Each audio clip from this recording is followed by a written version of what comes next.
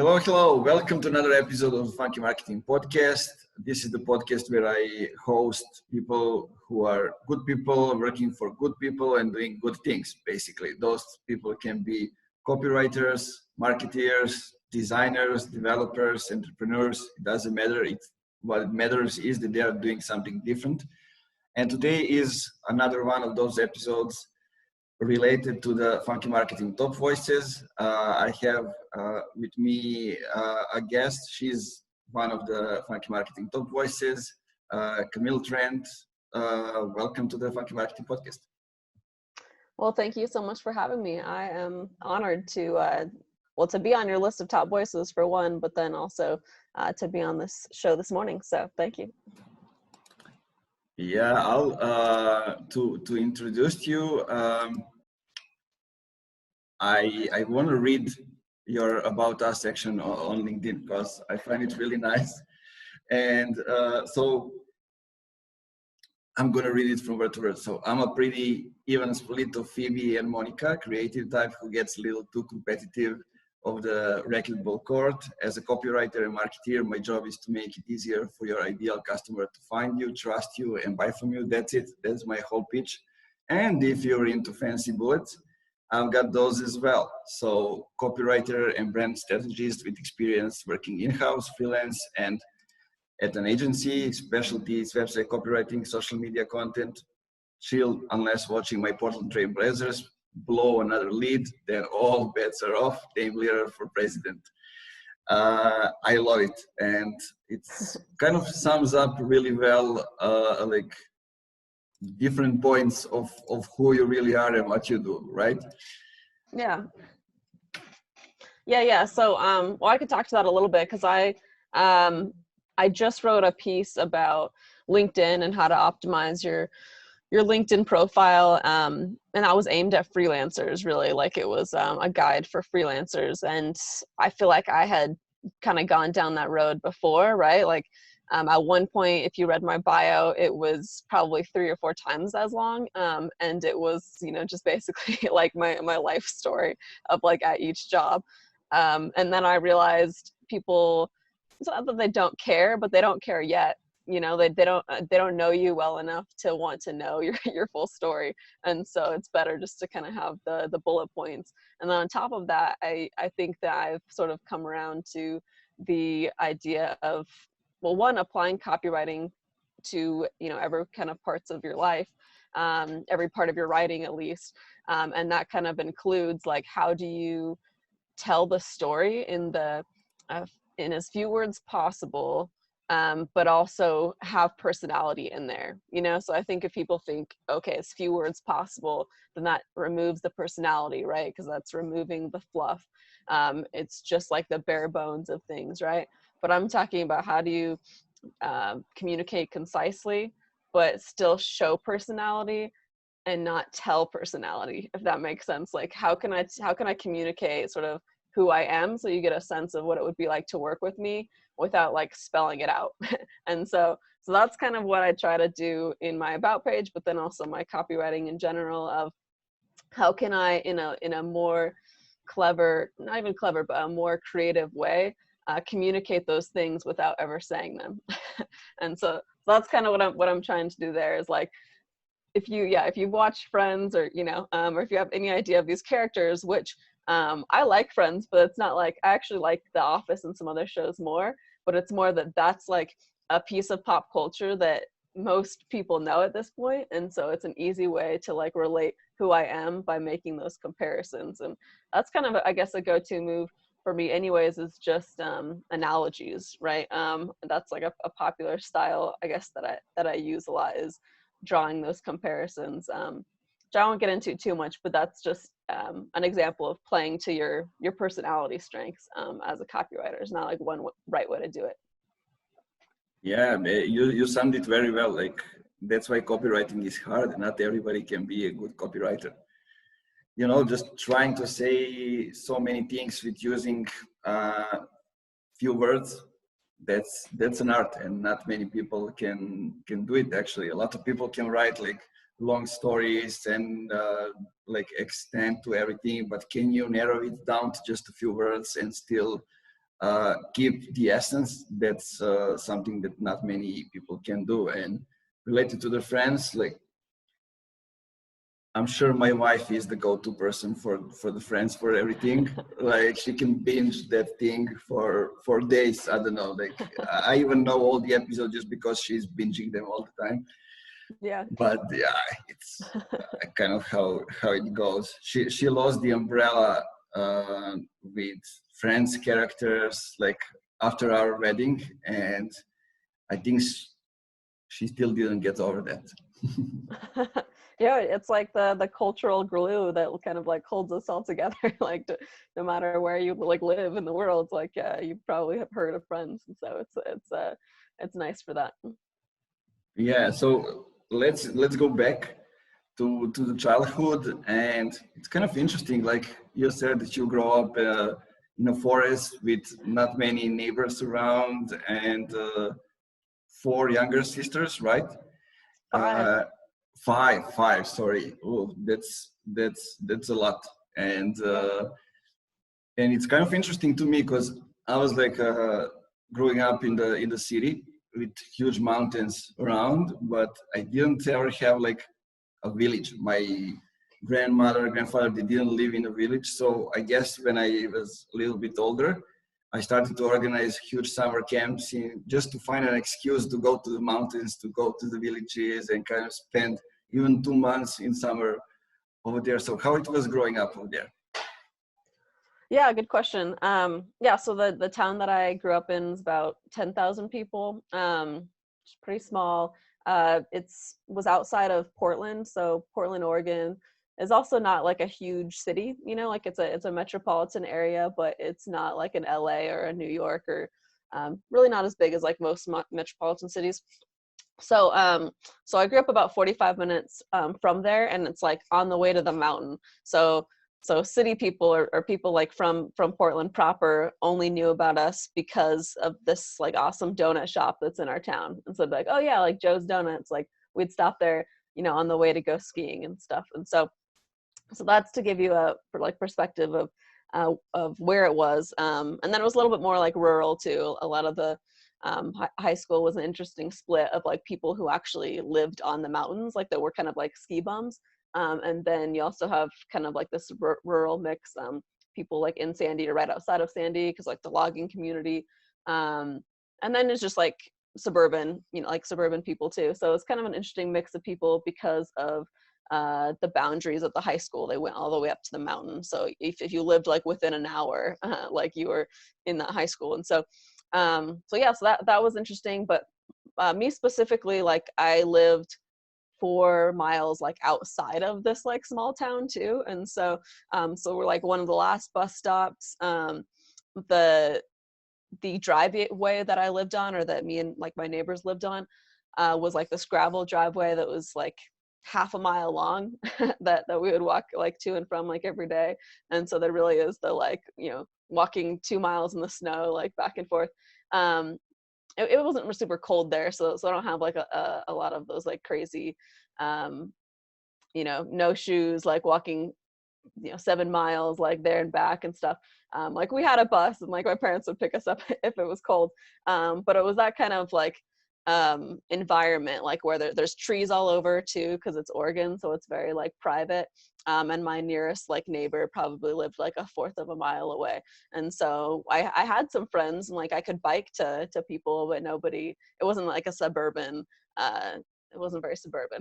So so yeah, so that's kind of my childhood. Then I was the oldest of like of 5 sisters. And so I was kind of, I guess, leading the charge for some of our like creative adventures, which were like, you know, like we had a camcorder, and so it was like, you know, making music videos or making videos in general.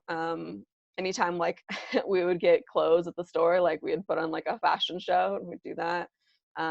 We would like reenact like Mulan and stuff. Like we just, you know, like you make your own fun kind of, because it's up to your imagination when you kind of like live in the middle of nowhere, and when it's like takes a long time to get to anyone. And so we just didn't necessarily know the life where where you go to a neighbor's house or you just like go to your next door neighbor's house. But we had a bunch of trees. We had like these clippers, like these shears. And so we would like cut down like bushes and like trees and stuff to like cut out forts. So we would make forts, we would climb trees, ride our bikes, like down our like windy gravel roads and stuff. So it was a lot of fun. I don't definitely not bitter or anything about it. I think it was like a fun, like idealistic childhood. It wasn't until I was like a teenager that I was like, this sucks, like nobody's close, like I have to drive like 45 minutes to get to like my nearest friend at that point. But I think that it opened up like my imagination and sort of like creativity, especially I think being the oldest and like kind of in some ways feeling that responsibility to like create the fun. Yeah, I thought so. I thought that this is one of the reasons that sparked your creativity, and like I'm just comparing how things are around here, because we have also a lot of villages. I mean, not here right now when I'm in Novi, but in my hometown we have a lot of like mountain villages where like in winter they are just outside of the world.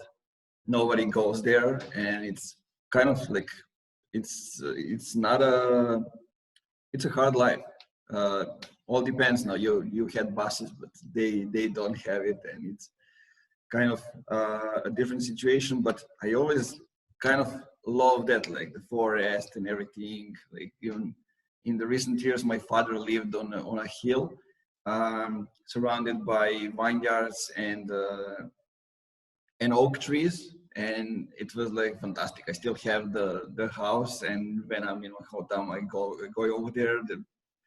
Like even my mother asked me, "What the hell are you doing there for 2 weeks?" I said, "Like I'm enjoying living life. You know, it's kind of cool to just detach and go into nature." Yeah, no, it's awesome. Like I mean, there is like I guess it can be like lonely, you know, like it can be kind of like isolating in some ways, but where I live specifically, like I look back on it and I'm like, oh, this was like idealistic for a lot of reasons, because we're like 45 minutes from the mountain. Like we could go skiing or go like tubing or whatever, like within 45 minutes. And then also the other direction, it was like 45 minutes from the river, which was wide enough to like to go boating, or there's like little islands between like Oregon and Washington, so you could actually go like camp out like on these islands. And so so it's really cool because you kind of have like the water and like the mountains nearby, and you have a city like within 45 minutes. And so so it's kind of the best of both worlds. Like looking back on it, I wouldn't mind living somewhere again like that. Although like now that I'm older, I do like living closer to the city. Like we live just like right outside of Denver, and I like that. Sounds good.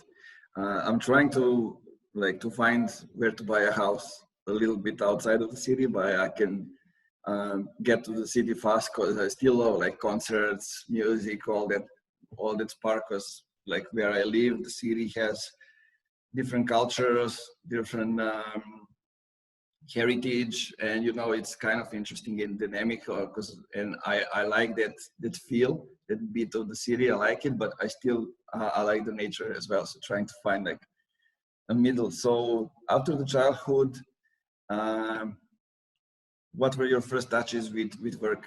How did you start working? I that's the question I always ask, because I always get tons of different answers. Everybody has their own experience. Yeah, the bridge kind of, right? And so I think about this sometimes, like what are the very first things, I guess, that got me interested in writing. And I think it was when I was in middle school, I got a guitar. And so I wanted to like learn this guitar. And even before that, I played the piano, but I was never super, in retrospect, I'm like kicking myself, but I was never like super interested in the piano because I was mainly learning classical music. And I'm much better by ear than by reading notes. And so so I think that was like a struggle with I had really good piano teachers, but just with the piano teaching style. And so Yeah, so anyway, so I was gravitating toward the guitar. I was trying to like learn that, and then I was also kind of like writing songs around that time, like end of middle school, and then going into high school, I started writing songs. And they're just like the typical middle school, high school stuff, crushes and whatnot. But in high school, it was actually more about actually not crushes, but also just like goofy stuff, just like joke songs. And so that's why I say Phoebe, like in that comparison too, because it was like Phoebe-esque like type songs that we're talking about, like beatnik. And I had some really good English teachers, and one of my assignments for that was to write, a report on like an American author. And so mine was Nathaniel Hawthorne.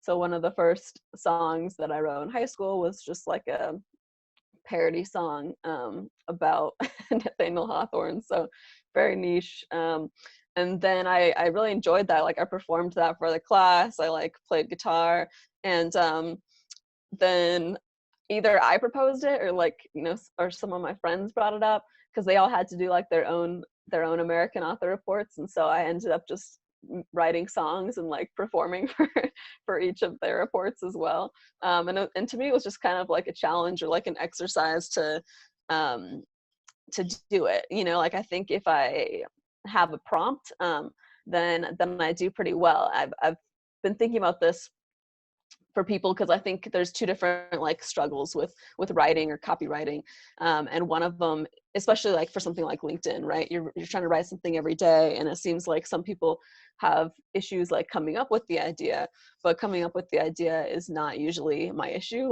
Like my issue is usually narrowing it down, right? And so or just finding the thing that to focus on, or something that I'm passionate enough that I'll stick with.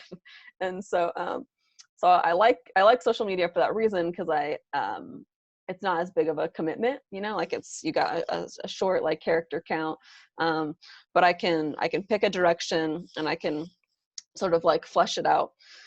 But anyway, sorry, going back to this, high school writing songs, and then I go to college, and I talked to a counselor, and they're like, hey, what do you like to do? And so I said art, writing, business.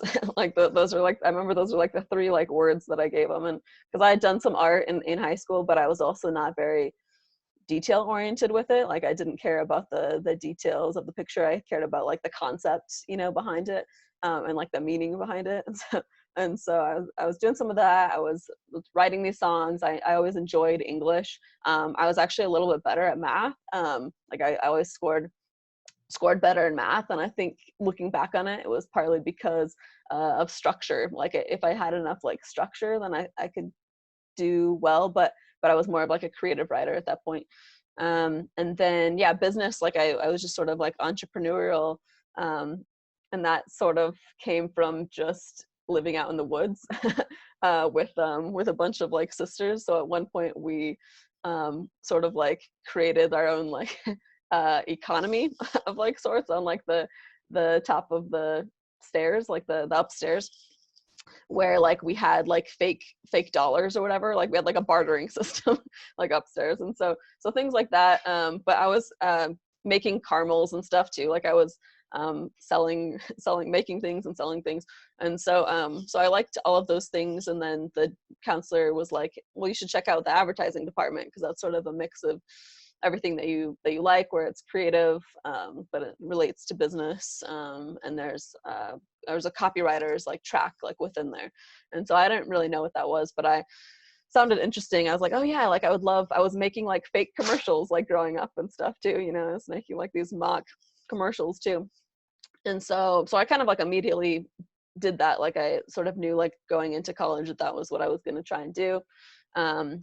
And so from there, like you had to apply to that program, to the advertising program, because it was somewhat competitive, and then got into that. And then from there you could apply to the creative track, which was also competitive. And so I ended up doing that as well. And within that, one of the tracks was like copywriting. And so I got like really specific, like really early on, and I wanted to work for a big a big agency. Like again, I think I mentioned this, but I was watching like Mad Men at the time. It was like coming out. And so I was like, I want to be like the Peggy Olson. I want to work at like an Ogilvy like type, type shop.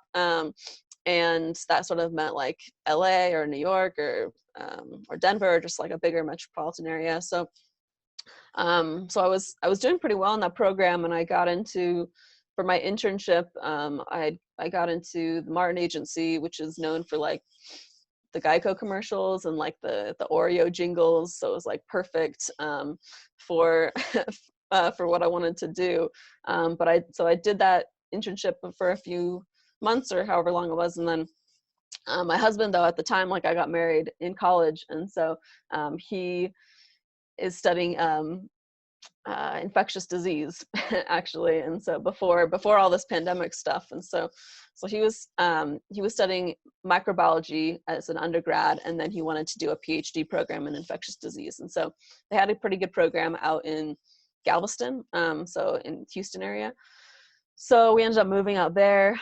You know, they're not known for their agencies necessarily. At least they don't have any like big ones.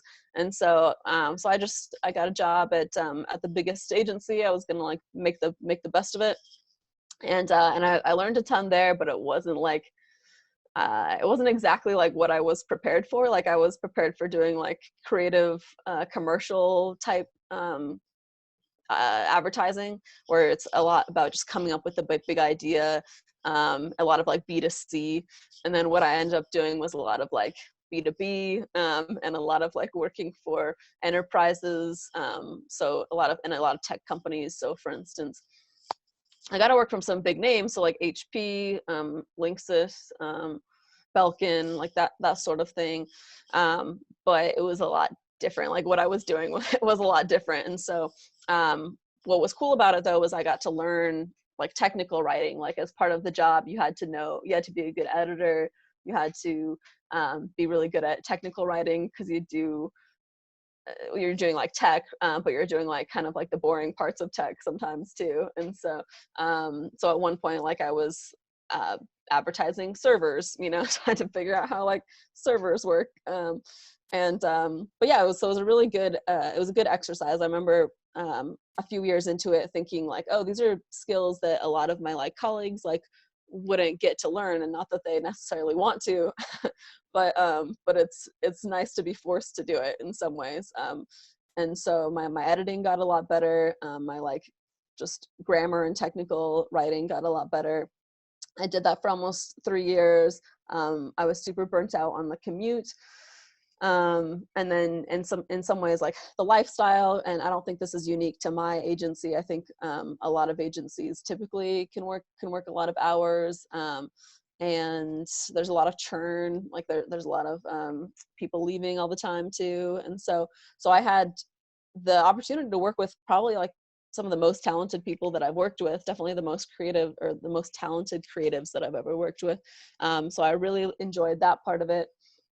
But I was also kind of ready to leave, and that I felt like I had learned a good amount of information. I wanted to learn like marketing. I didn't think about it in these terms, but I think that in retrospect, I wanted to learn marketing. So the shop was more of a production shop. Like we're creating assets and we were working with usually like product managers, like at big corporations, or we were working with like marketing directors, right? So basically we would give them like the assets, and they would decide what to do with them, or that maybe they had already had a plan going into it, and that's why they needed the assets to kind of fill that plan. But kind of what I realized is that a lot of people didn't have a plan, or at least like not the best plan, and I didn't think about it that way at the time, but it was just afterwards that I was like, oh, it's frustrating that I don't like get to really see like what happens to it after we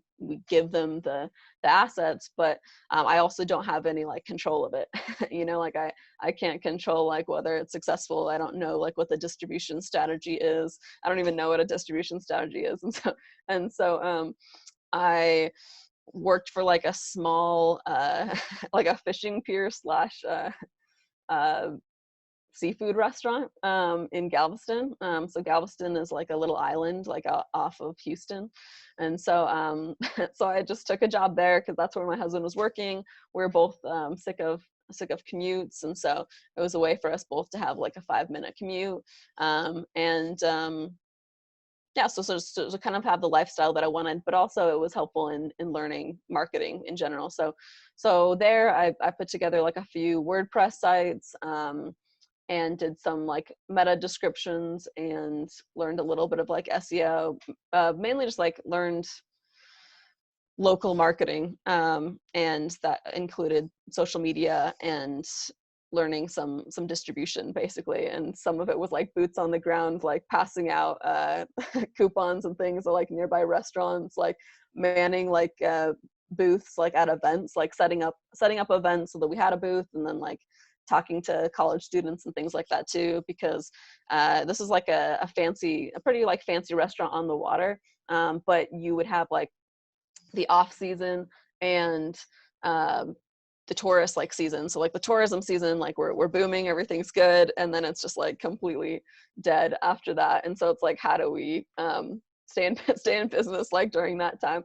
And so it's, you know, like a matter of if you can tap into that market of what they called like winter Texans that like owned homes and would come down there during the winter sometimes, or like the students that were always there. And so I was like, the students are always here, like let's try to tap into that market, because they like drinks on the water as well. Like they don't have that like much money, but they'll go for the experience. Like I'm in college, like you want an experience. And so anyways, I'm going too deep into that, but I did that only for a few months actually. And then a guy called back up that I had interviewed with before, and he was working for like an oil and gas like securities like type company when I had interviewed, and then he decided to leave there, went to like a regional bank, and was like, hey, I still need like the same position, so if you're still interested, you can join here. And so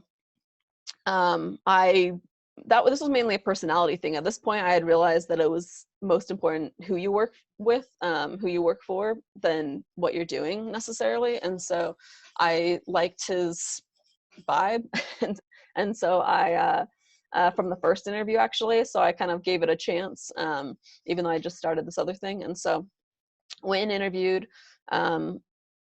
liked what they were trying to do, liked that they were trying to that they had started their business to appeal to small and medium business owners. Like they had a very clear like vision of what their bank was, and unlike a lot of business owners who are just like, I want to start a business and I'm good at this thing, and so I'll just do this. And a lot of banks like start on the retail side, but they were like, no, like there's a gap in the market where the big corporations are taken care of and like the small guys are taken care of with credit unions, but it's kind of like the in between that we can service. And so so I liked the mission. I joined there, and I was there for a few years, and I started as like a writer, and then just got to, because there wasn't much of a marketing department, it was, you know, my boss that was the marketing director / IT director, and he was really good. Like he actually had a lot of background in SEO, like when it was at its height, you know, like when it was a little bit easier to do. He had good background in like e-commerce SEO, and he had a good strategy, but he also had a few different things to juggle, and so I got to kind of like take over like where I wanted to, and he gave me like a lot of flexibility to do that. So I learned a lot of good things there, had to like man the social as well. And I think because of that, learned some things about social that have helped me a lot, and kind of learned like what I wanted to do. So that kind of brings us to present. I work I work for Marketer Hire now. I'm as a managing editor.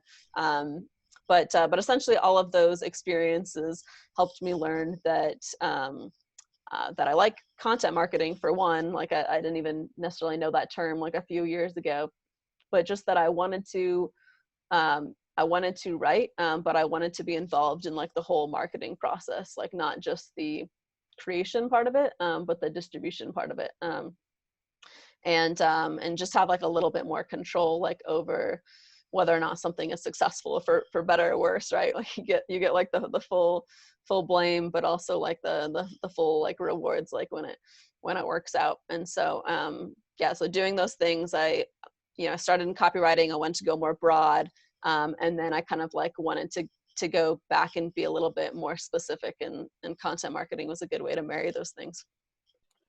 Yeah, it's good when I don't need to ask questions, when you just unlock it. Yeah, it's I heard a few important things over there that I want to emphasize. So first one is, it's good when the educational system gives you the chance to narrow it down to something, even though maybe at that time you don't know how narrow you want to go, but it's good that you can have a chance to do that. Like in my case, I couldn't do that. I mean, I was studying marketing, but I ended up as a dropout because I didn't learn anything about marketing over there. Like it was one exam called like marketing. Other stuff were just like how to set up the prices, how many corns they have in specific parties in the US, like those kind of things that you needed just to learn. But okay, it gave me, let's say, a foundation that I can use now when I'm like start having my own business, like how to do I don't know, the operations, how to handle the team, those kind of things. So kind of like the big stuff, but still nothing when it comes to the copyright. That thing didn't exist back then in Serbia. But anyway, so then starting to work with bigger companies, when you are just one piece in the whole marketing and advertising process. And usually, that thing that I heard from you is kind of what I'm hearing from a lot of like youngsters, young talented copywriters, when they read Ogilvy and they come to the agency and they expect, like, I'm just gonna write. I'm not, because in bigger agency, you have somebody who is doing the research, you have somebody who is doing some other stuff, you're just writing. But Yep. then they end up going to the smaller agency when you actually need to do the research as well. You need to do some other stuff, and then you learn, so that's those things, or you don't learn ever. That's also happened. And then, like your story, you went big with some big names, then you went narrow and kind of like ended up working for a small restaurant and really trying all different things over there. Like I like to call that being in the dirt and trying some things that works. And usually being in the dirt, you actually see the bigger picture. You can see when things are moving, at least for yourself.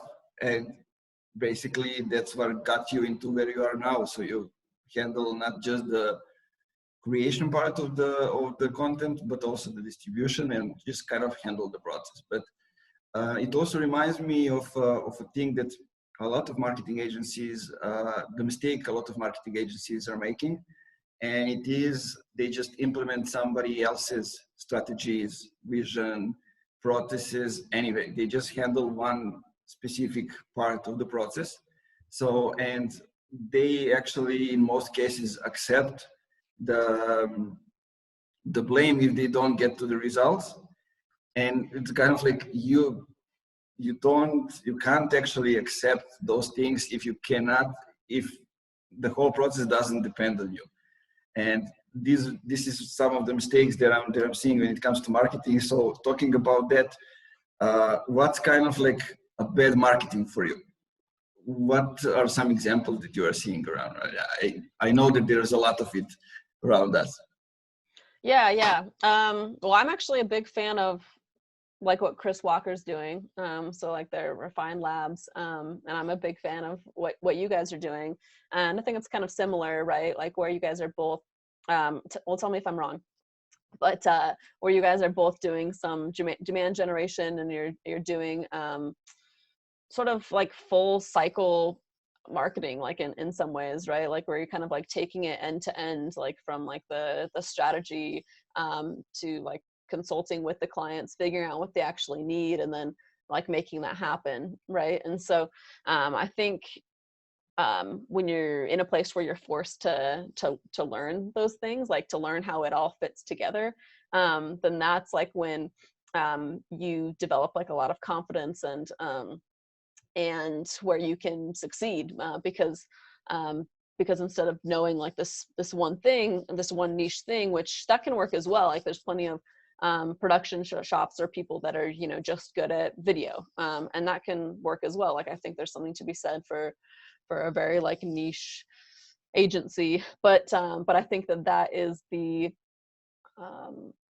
not weakness, but the risk, if you go that route, is if you don't ever like learn marketing like as a whole, then if you do need to market yourself, like, or if those services like become like less in demand, and where at one point it was just you're getting a bunch of clients because it's popular, like video for instance, but then everyone starts doing it, you know, and you don't necessarily know how to market yourself, that's kind of when you get into trouble. And so I think just listening to Chris Walker's podcast, listening to people like you or other people on LinkedIn, seeing kind of how they process things, really just seeing that people can process things and how they think through the whole life cycle. I think a good example that you had the other day was like your distribution strategy. Like it was kind of like your like spider web of of the process. So I think thinking that way, like thinking strategically in how it all fits together and how we're going to get from point A to point B and what those steps are in between, drawing it out. Like I think that those are the people that don't have to worry as much because like they have like planned it out and they have done it before. So I think what's working right now is people that understand both to some degree, like not necessarily like 100% proficient, but are able to know what they need. And so so performance marketing, and then like brand marketing, and then content creation and content distribution, like in its simplest forms, like that's pretty much marketing, right? Like where you need to understand like the mathy side and operations, like as you mentioned, but then you also need to have like some creativity or be able to know how and when to mix that in. And I think that a lot of that comes from just investing enough time in your customers, and listening to your customers. So I think that's why I like platforms like LinkedIn, is because it actually checks a lot of boxes. Like you're able to do a lot of social listening. You're able to like understand your audience. You're able to get like real-time feedback, basically, like within 24 hours, like see if a concept, if there's something there. And basically, and for free, right? Like you can put something out there in the world, like kind of get it validated, and then you can put more money behind it.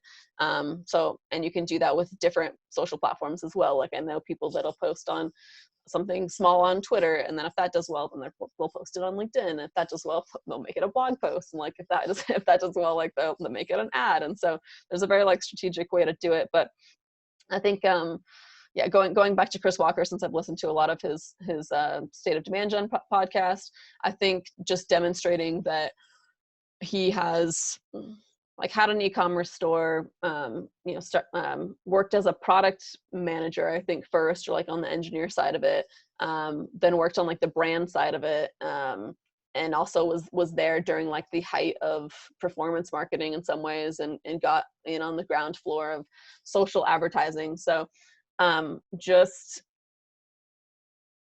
forcing yourself to do all of those things, like not being satisfied with one element of marketing, and then knowing when and how to put it all together. Like he strikes me as like a type of person that doesn't I don't know if this is the right way to put it, but doesn't have like a dog in the fight, you know, like he doesn't care if like performance marketing wins or if brand marketing wins. He's just wants to test everything, and then whatever tests well and whatever works, like that's what he'll do. And then so I think like learning from people like that have done a little bit of everything and doing a little bit of everything myself, and you're seeing where those patterns are and seeing if other people are seeing those same things, has been the most successful. And so I think like that's why I talk about being in communities and listening to the market, talking to people, social media. I think when you put all of that together, that's kind of where the magic happens.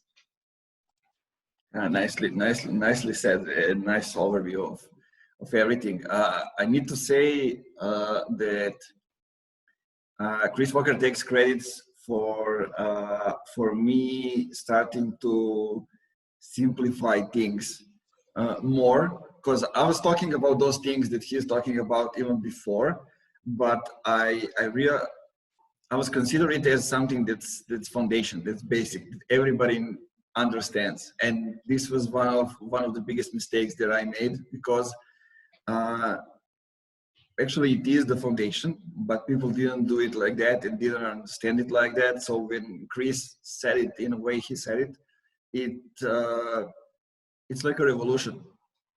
It sounds like a revolution that completely changed the mindset.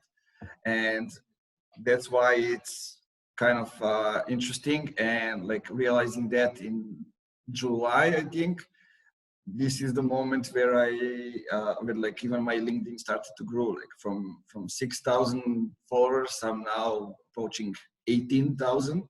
So it's kind of like a crazy growth, and just because I dumbed down the way I'm saying things, just so like people can understand them. And also one of the things that you mentioned, and I don't talk about much these days when it comes to like the operations.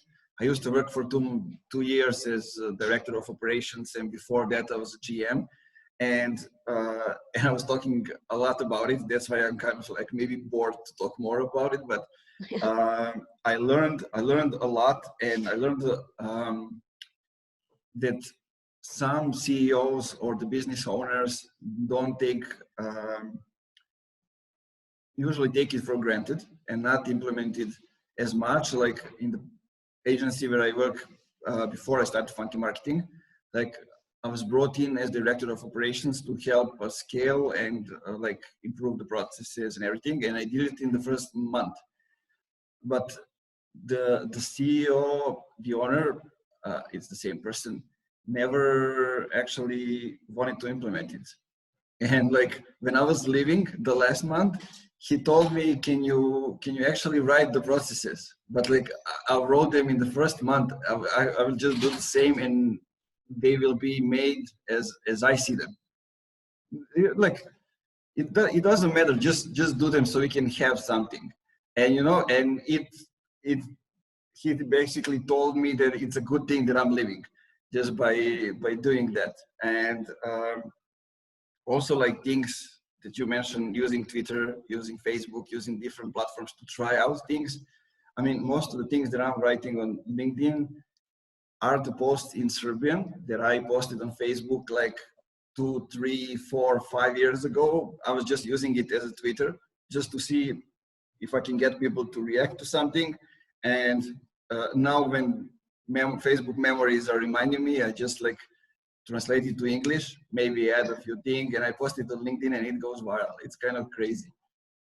Yeah, that's a cool story. Yeah, to hear. I mean, that's a really good case study in repurposing, right? Like in repurposing content. And because you're basically talking about like some principles of operations, of like of being efficient, and then like the creative and like the creation process, and how it's not like a one and done thing. I'm blanking on his name right now. Simmons, I want to say. Richard, I don't know, but some guy on LinkedIn who's really big on this is basically like create once and distribute forever, right? Like the concept of like and because I have a hard time with this, because I like being original. Like I don't like the idea of just like posting the same thing and like boring my audience basically, right? And so I still kind of struggle with this, but I'm coming around to the concept of like iterations basically, right? Like it doesn't have to be the same thing, but iterations, so that you are meeting your audience where they are. And so it's channel dependent, right? Like Twitter is going to be different than LinkedIn. It's going to be different than Facebook. So listening to that, and then longer form content, thinking about what that could be. And I think it's essentially like a blog or a podcast. And I think, you know, some really smart people are doing like the video content, like, you know, like the video webinar / podcast, like that can be turned into a blog post, and it can be turned into these smaller things. And that's a good way to kind of just do all of them in one. But yeah, at my last job at the bank, for the last year, almost a year, I was reporting to the COO, like to the operations lead.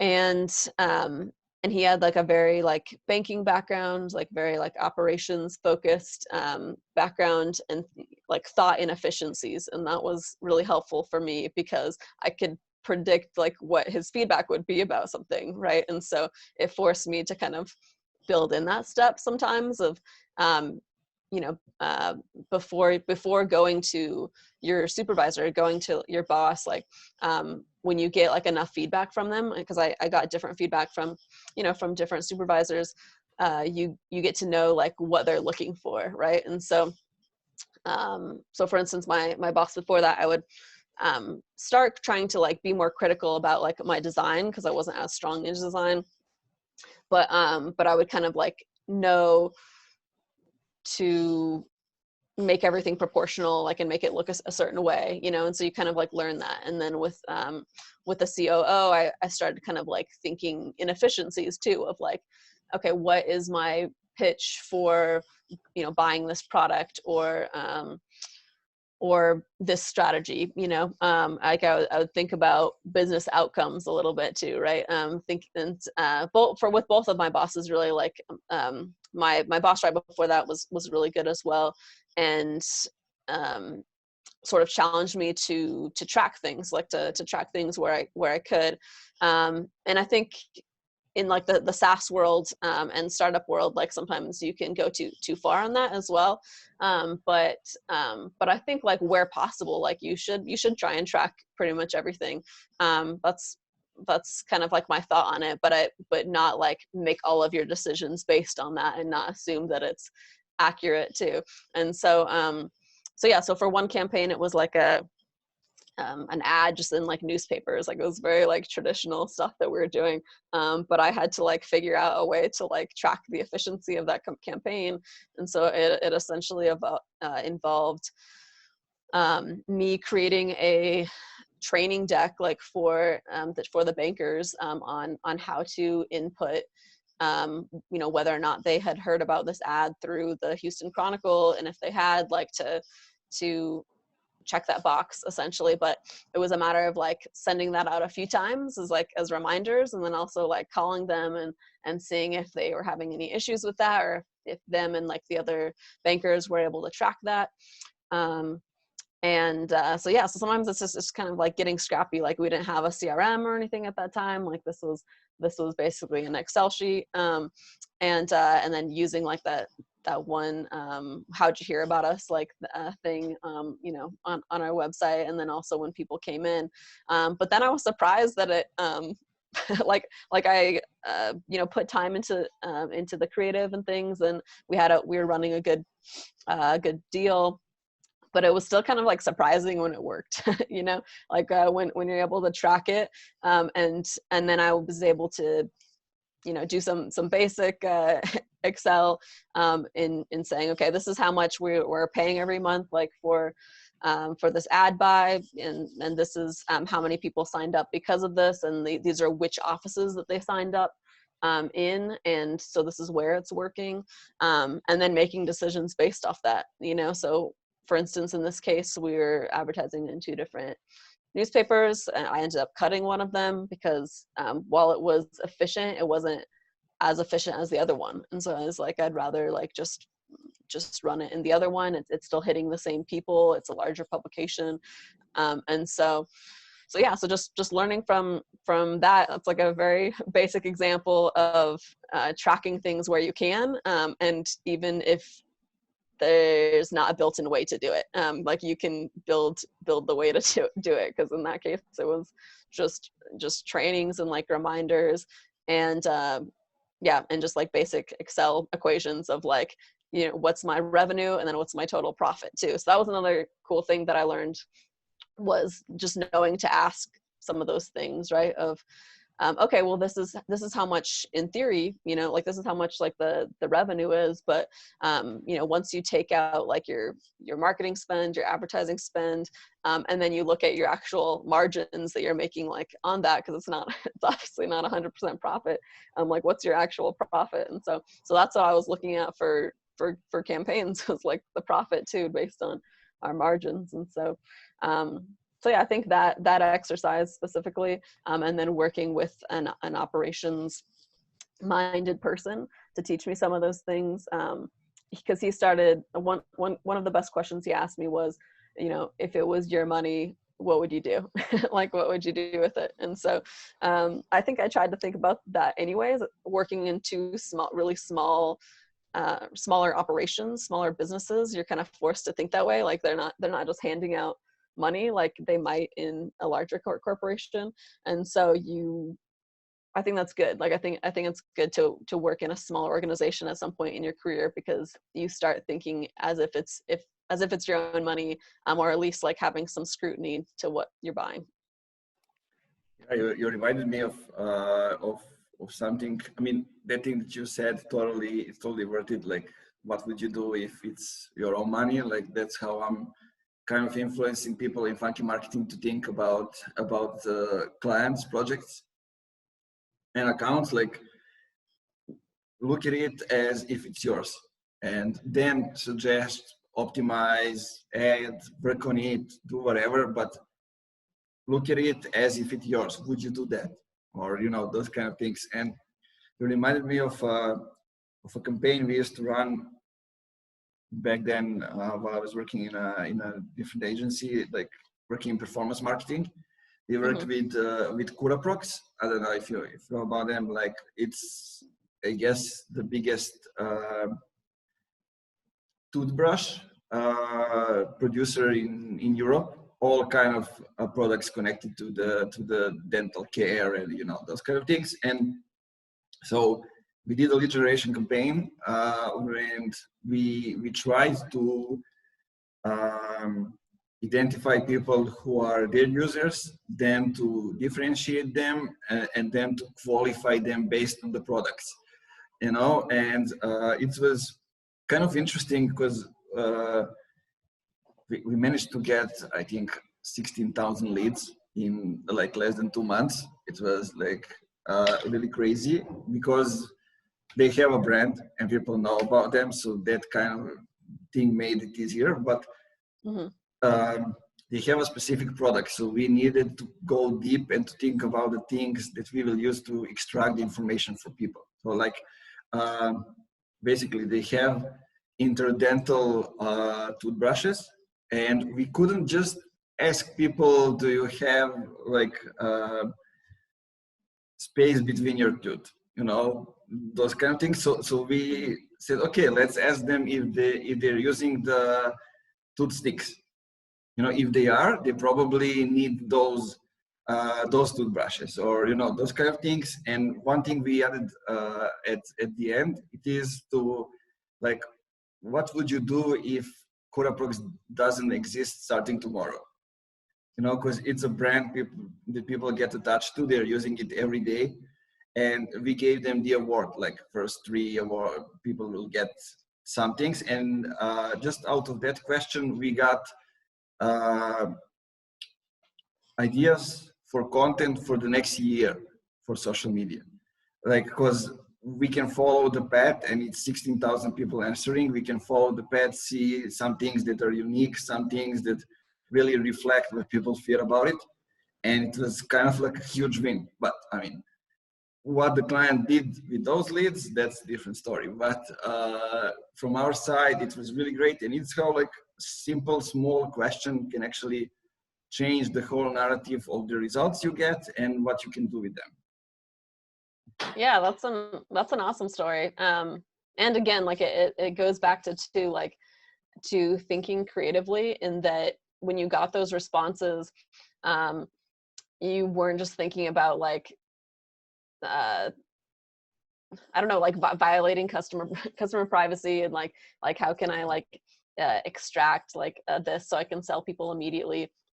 I mean, in this circumstance, you're an agency, and so you're just delivering the leads, but you're thinking about it as like qualitative data, and like how can I internalize this and use it for social media? Like how can I speak in the voice of the customer, basically? Like they're giving us like exactly like what they think about things, and so we can either, you know, use their own voice, like if they've given permission, like, or at least take the sentiment of it to like inform like our entire social strategy. So I think it's cool for that. And then yeah, just also from like a performance standpoint, that was a thing that I was kind of weak in, and that I just hadn't had like I said, I didn't have to do like the distribution part or like some of the performance marketing things. Like it was either taken care of by other agencies, or it just wasn't something that we did. So so I'd been wanting to like learn more about those things, and I had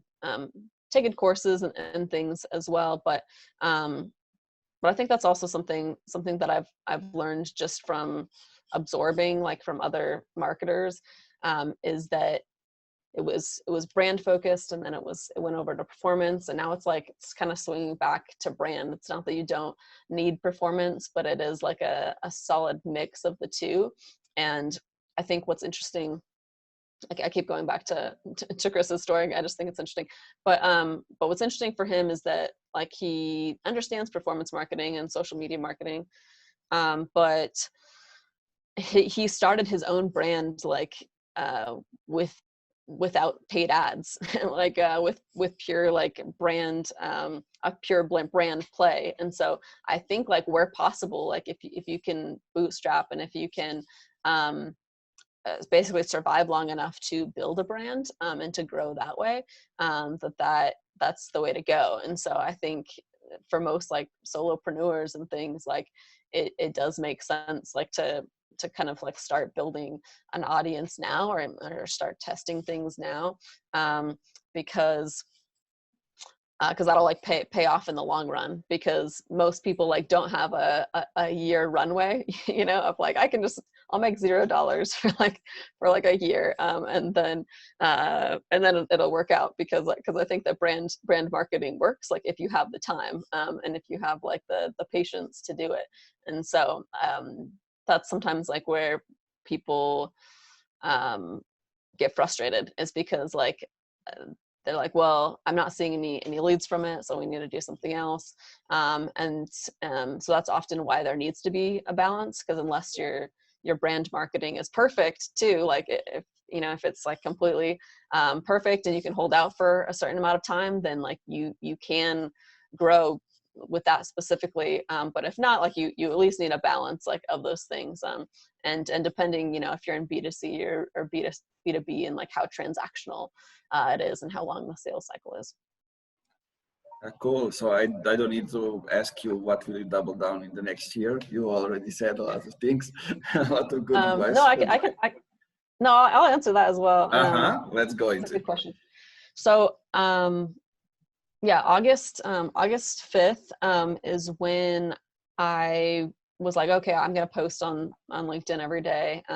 Whereas before that, I was doing it. I was posting, you know, maybe every other day, or I had worked up to kind of like every other day. I was posting a few times a week, but I wasn't committed to it. And I think if you're not committed to it, and you don't put yourself in a position to fail, then you don't, at least for me, like I don't give it my all, or I don't give it my best. Like, and so when I decided to commit to doing that, then I knew that I was basically saying like, I'm going to try, you know what I mean? Like I'm going to like really try. And so that if it doesn't work, like it's going to be crushing in some ways, because I will have felt like I have like actually tried. And if I wasn't doing it, then I could always say, well, I wasn't really trying, and that's why I didn't succeed. And so I think for me, like when I put myself in that position, then I'm going to work harder to create good content, or to put myself in a position to succeed, because I won't have anything to fall back on. you know? And so it's not like the stakes are high, because I had like a job at that time. I was freelancing. Like I didn't need, and I think this is another important point, like I didn't need it to work. I was like doing fine without it, but it's like, if it does work, then I'm able to use those insights to be better at the social media parts of my job. And then there's lots of things that I didn't consider, like when I was doing it. I really just wanted to learn the platform so that I could, help my clients, like help the business, help myself with my own like personal branding. But then I learned that another part of it, like the actual networking part of LinkedIn, is pretty great as well. So just finding some people that I thought were doing interesting work, and like reaching out to them and asking them about, their background and things that are working for them, and being willing to share anything that's working for me. So I think that openness of just being able to share, willing and able to share like what's working for you, and testing enough things that you have valuable information to share. I think that's a good way to go with social media. But I think it's ultimately just enough repetition. And so for me, like putting myself in a position where I'm basically making a promise to myself of like, I'm gonna do this every day for at least like the rest of the year. And then I actually do it, and I also don't want to put my name on something that I don't like, like, because it's ultimately like your name and your brand and stuff. And so I think having some sort of standards was big for me, and the standards were basically, I have a deadline, like I need to get this out before midnight every day. And then on the other hand, like having standards for quality. So like that was the part that was more natural for me, because I had been like writing content, and I felt like I knew what good content looked like, especially talking to marketers. Like you can just say to yourself, what would I like to consume? Like, would I engage in this post? Am I actually learning while I'm writing it? Like, am I able to clarify something or explain it in a way that I wasn't able to before? And so those are kind of some checks that I use. As far as for 2021, like, I mean, I'm planning to continue doing what I'm doing, and that's working, but probably also test some other mediums with that. So I'd done a little bit of video, a little bit like a few GIFs, like a few sliders and stuff, but images. So like mixing in some kind of like multimedia stuff in there, to test that. And on top of that, podcasts. I think we're gonna, for my job as well, we're going to be, I think doing more of that. So doing more video work and community type work. And I think that those are kind of two core places to start on brand. I think if you already have something going as far as like a system and performance marketing, where you're covering like the intent channels, which we are, having like Google ads and social media ads and some good sponsorships and stuff. I think working on that as well. I'm not in the paid ads side of things. Like we all collaborate, and I think that's a fun part of working at a startup.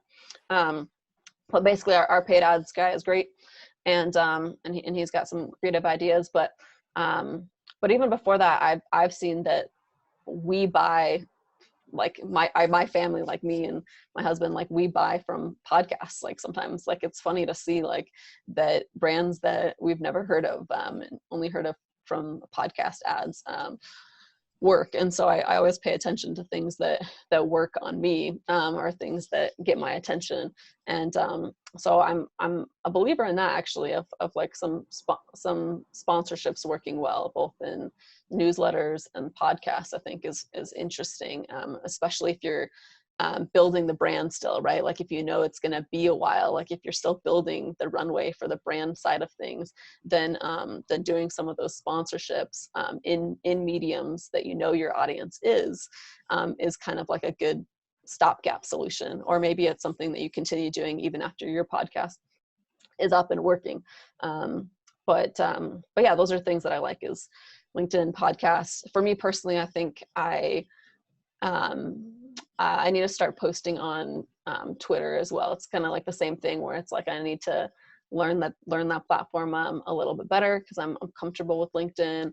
I haven't done Twitter as much, and so I've only used it to like yell about Blazer games primarily, and follow other people. Like I'll learn marketing things from that, but I haven't used it for my own platform yet. And so, you know, learning that for our brand, for Marketer Hire, and then also just, you know, for my own knowledge. I think you have to constantly be learning if you're a marketer. Yeah, sounds good. So many things to unlock over there, and I think listening to you and to me, like we can go on for like 5 more hours and talk about all kind of different things, nerd it out. And but there's one thing that I'd like us to do. I'd like you to join me and Marty Sanchez on B2B Weekly in January, maybe February, so we can talk more about basketball related to the marketing and all those kind of things. Yeah. I know you are a NBA fan, as two of us are. So that can be, I think, a good match, and we can go and unlock a lot of things over there, especially that you are a Portland fan, and like Dame is doing a lot, not only related to the basketball, but also hip hop, about community, about all kind of different things over there. And this is the topics that Marty and I are just like tackling throughout the podcast, but never got really into it. And I think that would be a nice continuation of this conversation. Yeah, that sounds like a lot of fun. I'm always up for doing that. Yeah, so tell me and the audience, where can they find you?